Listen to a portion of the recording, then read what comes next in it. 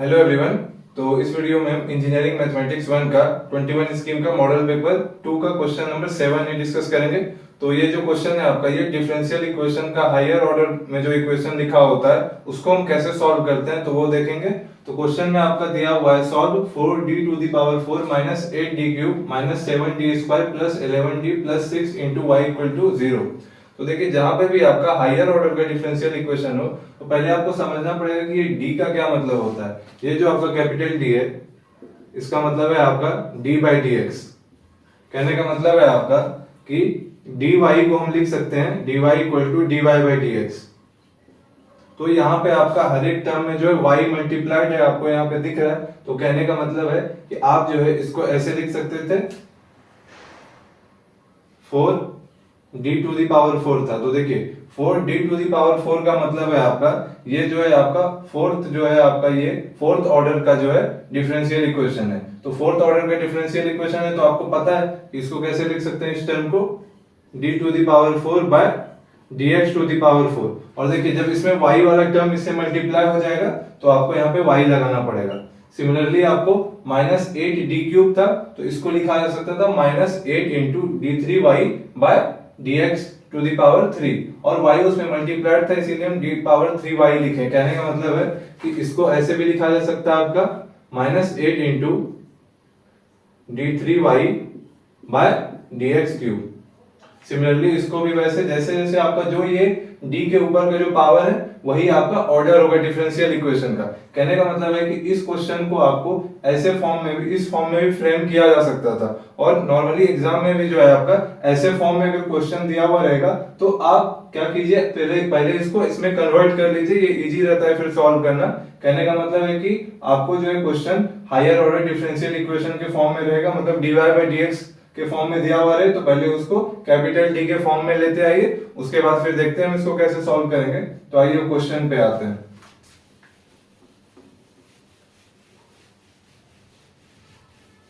तो देखिए capital D के फॉर्म में हमारा एक एडवांटेज है इस क्वेश्चन का, ये कैपिटल डी के फॉर्म में पहले से ही लिखा हुआ है। तो इसके बाद जो हमारा नेक्स्ट स्टेप होता है वो होता है ऑक्सिलरी इक्वेशन लिखना। तो यहाँ पे जो है आपका ऑक्सिलरी इक्वेशन क्या हो जाएगा, तो देखिए ऑक्सिलरी इक्वेशन लिखना बहुत ही सिंपल है। जो आपका जो y का जो कोफिशिएंट है वो आपका जो है इक्वल टू उसको आपको जीरो कर देना है, वही आपका ऑक्सिलरी इक्वेशन हो जाता है और आपको d को रिप्लेस करना है m के साथ। कहने का मतलब है जब आप ऑक्सिलरी इक्वेशन लिखिएगा तो वो आपका हो जाएगा 4m to the power 4 minus 8m cube minus 7m square plus 11m plus 6 equal to 0। तो ये जो आपका y का जो कोफिशिएंट था उसमें आपको जो है क्या करना है उसको इक्वल टू 0 करना है और आपका m d को जो है रिप्लेस कर देना है m के साथ। तो ये हो गया आपका ऑक्सिलरी इक्वेशन। इसके बाद नेक्स्ट स्टेप आपका क्या होता है कि आपको रूट्स फाइंड करने होते हैं जो आपको इक्वेशन मिलता है। तो देखिए यहाँ पे जो आपका ये बाय क्वाड्रेटिक इक्वेशन है। बाय क्वाड्रेटिक इक्वेशन मतलब वैसा इक्वेशन जिसका डिग्री जो है 4 हो। तो देखिए आपको बाय क्वाड्रेटिक इक्वेशन सॉल्व करना नहीं आता होगा, मुझे पता है, ऐसा मैं मान के चलता हूँ कि आपको बाय क्वाड्रेटिक इक्वेशन सॉल्व करने नहीं आता और ना ही किसी इंजीनियरिंग कोर्स में ऐसा पढ़ाया जाता है। मे भी आप फर्दर हायर स्टडीज कीजिएगा मैथमेटिक्स में तो वहां पे cubic equation by quadratic equation solve factorise करने के लिए भी बताया जाता है, लेकिन हम मान के चलते हैं कि आपको पता नहीं है कि कैसे सॉल्व किया जाता है। तो एज ए स्टूडेंट इसको हम लोग कैसे सॉल्व करेंगे वो देखते हैं। तो देखिए आपको क्वाड्रेटिक तक का लेवल पता है कि आपको वो कैसे सॉल्व होगा, लेकिन जब भी आपका क्यूबिक इक्वेशन हो या बाय क्वाड्रेटिक या हायर पावर का इक्वेशन हो, मेनली ये बाय क्वाड्रेटिक तक मैक्सिमम जाता है आपके टेक्स्ट बुक में या आपका प्रीवियस ईयर क्वेश्चंस में देखे हम। तो जब भी आपका ऐसा हो, जब भी क्वाड्रेटिक से ऊपर डिग्री का हो तो आपको क्या करना है कि heat and trial method apply करना है। हीट एंड ट्रायल में भी आपको जो है याद कर लेना चाहिए 6 रूट्स आपको याद रखना है। कौन कौन सा 6 roots, plus minus 1 plus minus 2 और प्लस माइनस 3। तो आप रैंडम जो है ये 6 में से कोई भी वैल्यू स्टार्ट करिए आप प्लस 1 से रखना और इस इक्वेशन में रख के देखिए इसमें से क्या होता है कि 99% ऑफ द टाइम जो है ये आपका जो वैल्यू जो है इस इक्वेशन को सेटिस्फाई कर देगा, क्योंकि एग्जामिनर को भी पता है कि आपको बाय क्वाड्रेटिक सॉल्व करना नहीं आता है। तो इसलिए वो ऐसा इक्वेशन देता है जिसके रूट जो है इसमें से कोई ना कोई एक जरूर हो ताकि उसको आप फर्दर सिंप्लीफाई कर सकें। तो देखते हैं इस क्वेश्चन को। तो देखिए जब आप इसमें m के जगह पे आप प्लस 1 सब्स्टिट्यूट कीजिएगा तो ये हो जाएगा 4 माइनस 8 माइनस 7 प्लस 11 प्लस 6।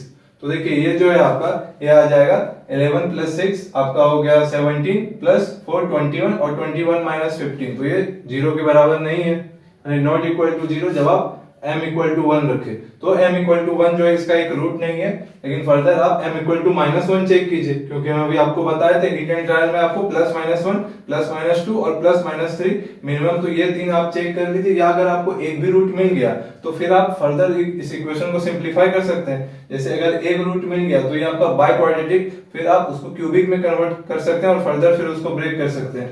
तो देखिए m इक्वल टू -1 जब आप रखिएगा इसमें तो ये हो जाएगा 4 -8 इंटू -1 होल क्यूब। तो -1 होल क्यूब आपको -1 देगा और पहले से बाहर में माइनस साइन था तो माइनस माइनस आपका प्लस हो जाएगा। 4 + 8 -7 इंटू -1 होल स्क्वायर, तो ये 1 देगा तो 7, और फिर 11 इंटू -1 तो -11 और फिर +6।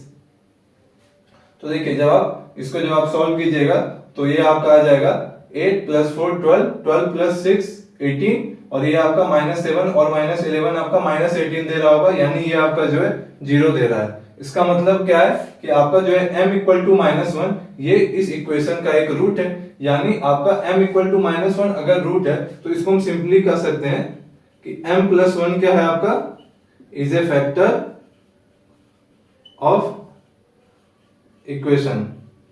कौन सा इक्वेशन? इसी इक्वेशन का बात किया जा रहा है। तो देखिए फर्दर जो है इसको जब आपको पता चल जाता है कि एक रूट है तो इसको हम फैक्टर के फॉर्म में कैसे लिखते हैं वो तो आपको बेसिक पता है। तो देखिए इसको भी हम कैसे लिखेंगे,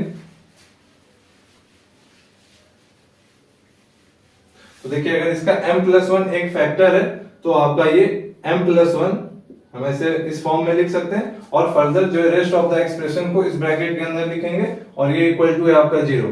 तो देखिए जब आपका m + 1 एक फैक्टर हो गया, हम इसी को ब्रेक कर रहे हैं, तो इसका m का जो आपका हाईएस्ट पावर था ये क्या था m⁴।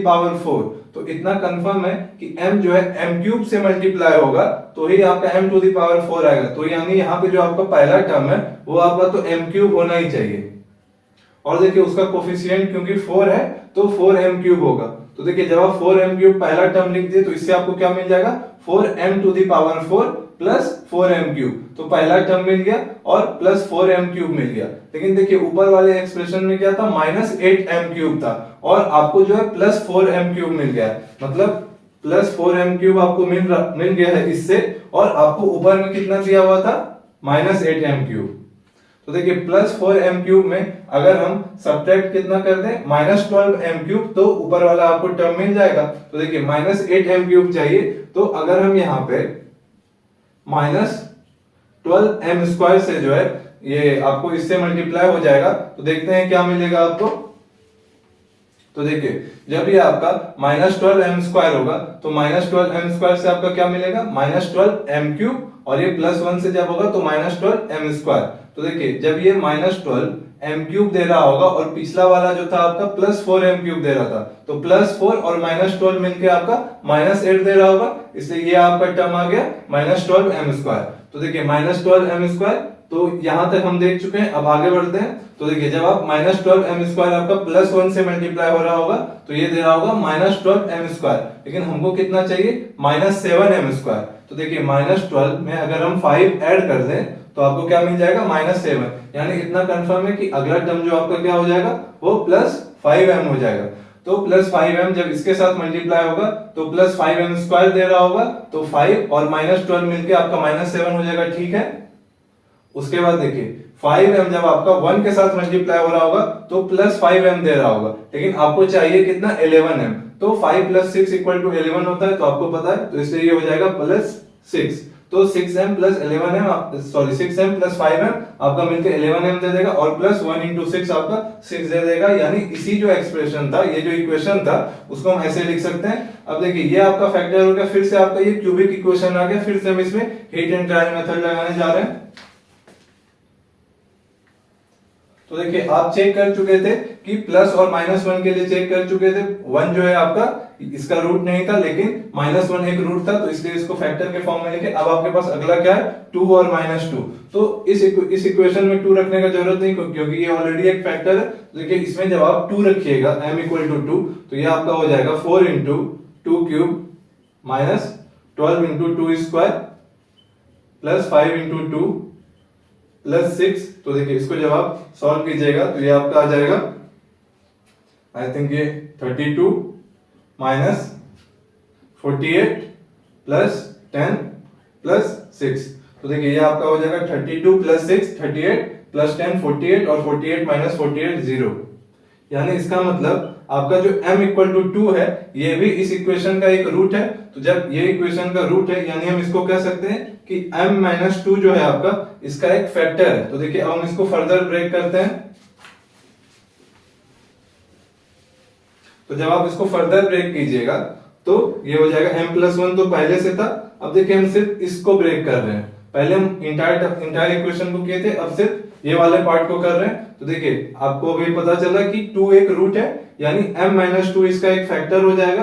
अब देखिए आपको m क्यूब चाहिए था और यहाँ पे आप m ले चुके हैं, यानी यहाँ आपको पहले m स्क्वायर वाला टर्म लेना होगा। m स्क्वायर ले लिए, देखिए तो m स्क्वायर का कोफिशिएंट कितना लेना होगा, 4 लेना होगा, क्योंकि ऊपर वाली इक्वेशन को ही तो हम नीचे ब्रेक कर रहे हैं तो दोनों में चेंजेस नहीं होना चाहिए। तो यानी 4m स्क्वायर पहला टर्म हो जाएगा, क्योंकि 4m स्क्वायर जब आपका m से मल्टीप्लाई होगा तो ये दे रहा होगा 4m क्यूब। तो पहला टर्म आपका मिल गया। अब दूसरा टर्म क्या है, माइनस 12m स्क्वायर। अब देखिए 4m स्क्वायर जब माइनस 2 से आपका मल्टीप्लाई हो रहा होगा तो ये दे रहा होगा माइनस 8m स्क्वायर, और माइनस 8 आपको मिल गया और उसमें माइनस 4 अगर हम और ऐड कर दें तो वो माइनस 12 हो जाएगा। कहने का मतलब है कि नेक्स्ट टर्म आपका हो जाएगा माइनस 4m। तो देखिए माइनस 4m आपका जब ये m से मल्टीप्लाई होगा तो ये माइनस 4m स्क्वायर दे रहा होगा, और यहाँ से आपका माइनस 8m स्क्वायर मिल ही रहा था तो माइनस 12m स्क्वायर, ये वाला भी टर्म हो गया। अब प्लस 5m पे चलते हैं। तो देखिए माइनस 4m जब आपका माइनस 2 से मल्टीप्लाई हो रहा होगा तो ये प्लस 8m दे रहा होगा, तो प्लस 8m और आपको चाहिए कितना,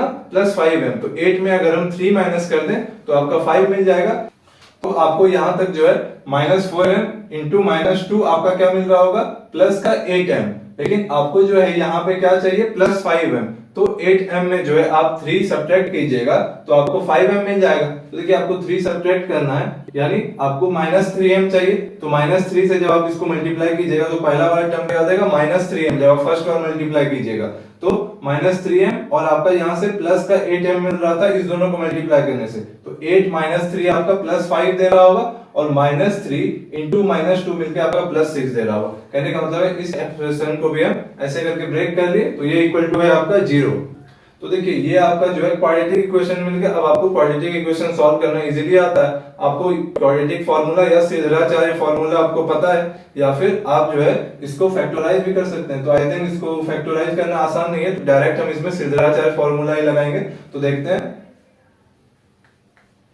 तो देखिए जब आप इसमें सिद्धाचार्य फार्मूला लगाइएगा तो यहां से आप क्या लिख सकते हैं, m equal to minus b.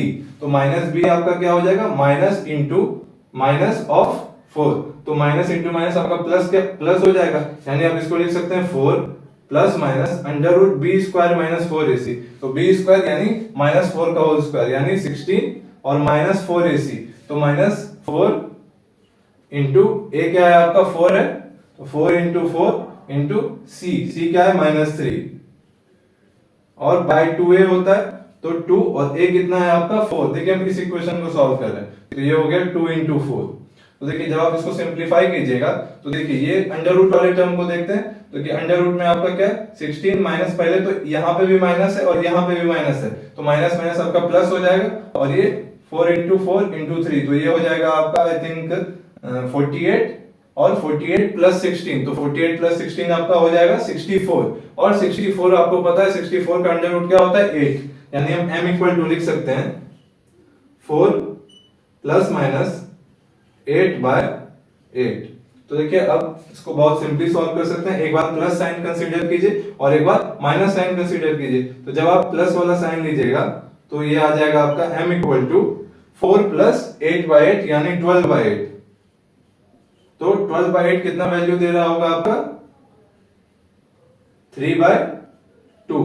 तो एक वैल्यू आपका m का यहां से आ गया 3 बाय 2, और दूसरा वैल्यू जब आप नेगेटिव वाला कंसीडर कीजिएगा तो 4 माइनस 8। तो 4 माइनस 8 आपका क्या हो जाएगा माइनस 4, और माइनस 4 बाय 8 यानी एक वैल्यू आपका क्या हो जाएगा माइनस 1 बाय 2।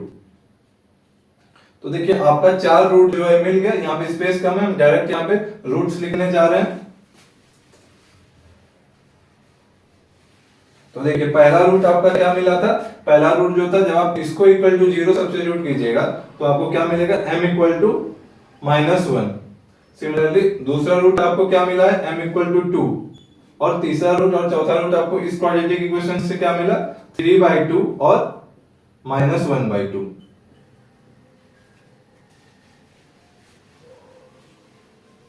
तो देखिए रूट्स फाइंड करने के बाद हमारा नेक्स्ट स्टेप क्या होता है कि हम जो है इसका yc और yp फाइंड करते हैं। देखिए yc का मतलब है यहाँ पे कॉम्प्लीमेंट्री फंक्शन और yp का मतलब है पर्टिकुलर इंटीग्रल। तो देखिए जब भी आपका RHS में जो इक्वल टू 0 हो तो आपको yp फाइंड नहीं करना है, yp इसलिए फाइंड नहीं करना है क्योंकि जब भी आपका RHS इक्वल टू 0 होगा तो yp आपका 0 हो जाता है, क्योंकि जब आप इस वाले टर्म को जो y का कोफिशिएंट है इसको आप RHS में भेजिएगा तो न्यूमरेटर में क्योंकि 0 है तो 0 बाय एनीथिंग मतलब फाइनाइट क्वांटिटी जो है आपका 0 ही दे रहा होगा, तो इसलिए yp का जो वैल्यू ऐसे केस में 0 हो जाता है। सिंपली आप कर सकते हैं जब भी आपका RHS इक्वल टू 0 हो तो आपको सिर्फ yc फाइंड करना है, यानी कॉम्प्लीमेंट्री फंक्शन फाइंड करना।